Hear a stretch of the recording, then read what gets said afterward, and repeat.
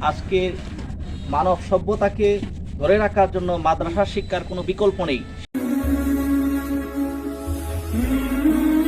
আসসালামু আলাইকুম সম্মানিত দর্শক, দেখছিলেন আমরা সুনামগঞ্জ সদর উপজেলার রাধানগর পয়েন্ট সংলগ্ন জামিয়া মারকাজুল কুরআন ওয়াজ সুন্নাহ মাদ্রাসার শিক্ষার্থীদের পাশে দাঁড়িয়েছি। আজকের মানব সভ্যতাকে ধরে রাখার জন্য মাদ্রাসা শিক্ষার কোনো বিকল্প নেই। সেক্ষেত্রে আপনারা জানেন যে বাংলাদেশে হাজার হাজার হাফেজ তৈরি হচ্ছে। সেই হাফেজরা অধিকাংশ আছে যে অসহায় এবং দরিদ্র পরিবারের।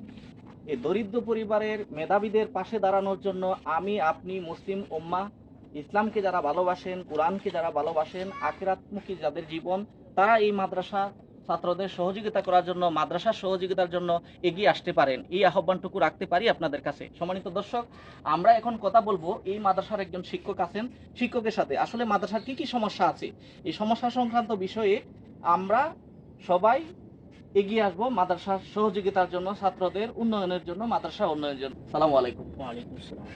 ভালো আছেন? এই মাদ্রাসা পরিচালনা করতে গিয়ে আপনারা কি কি সমস্যার সম্মুখীন হচ্ছেন? আমাদের সমস্যা এখন আপাতত আমাদের বাথরুম নাই, ওয়াশরুম আর গোসলখানা আছে না। সম্মানিত দর্শক, আপনারা দেখতেই পাচ্ছেন আমাদের শিক্ষার্থীদের পিছনে একটা টিন সেট মাদ্রাসা। এই বর্তমান গরম আবহাওয়া, ঠান্ডা আবহাওয়া সবকিছু মিলিয়ে কিন্তু এই কোমলমতি শিশুদেরকে এই টিন সেটে শিক্ষাদান করাটা একটা অসহনীয় ব্যাপার হয়ে গেছে। এরপরেও আল্লাহ রাব্বুল আলামিন কবুল করছেন বিদায় এই শিশুরা আগামী দিনের ইসলামের ঝান্ডা বহন করার জন্য তারা মাদ্রাসায় এসেছেন। হুজুররা অনেক কষ্ট করে তাদেরকে টিচিং দিচ্ছেন। সম্মানিত দর্শক, আমরা দেখতে পাচ্ছি যে টিন সেট মাদ্রাসা এটা আসলে শিক্ষা উপযোগী নয়। আর্থিক অবস্থার কারণে, আর্থিক অবস্থা সচ্ছল না থাকার কারণে আজকে টিন সেটের মধ্যে আমরা শিক্ষা দিচ্ছি এবং শিক্ষা নিচ্ছি।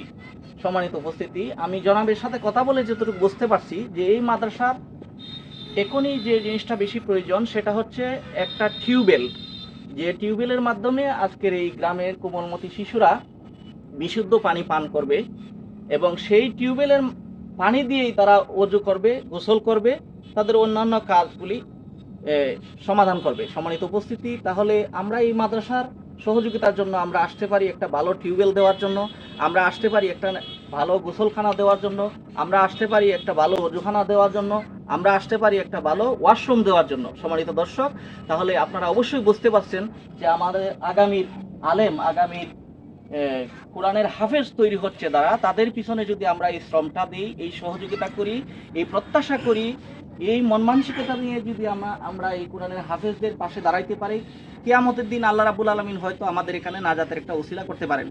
সম্মানিত উপস্থিতি, আমি সর্বশেষ এই কথাটুকুই বলবো যে আসুন আমরা এই কোমলমতি শিশুদের পাশে দাঁড়াই, আগামীর বাংলাদেশ বিনির্মাণের জন্য, আগামীর আলেম তৈরি করার জন্য, আগামীর সুন্দর পরিবেশ রক্ষার জন্য, কোরআনের খাদেম তৈরির জন্য, আমাদের এই কোমলমতি শিশুদের জন্য এখনই যেটা প্রয়োজন একটা ওয়াশরুম, একটা টিউবওয়েল, একটা ওযুখানা ইত্যাদি। সম্মানিত দর্শক, তাদের সাথে যোগাযোগ করার জন্য এখানে কমেন্টে হাফেজ মাওলানা তাজুল ইসলাম হাবিবি মোহতারামের নাম্বারটা আমাদের কমেন্ট বক্সে দেওয়া হবে। মোহতারামের সাথে যোগাযোগ করে আপনারা সার্বিক বিষয় অনুদান দিবেন এবং ডিল করবেন।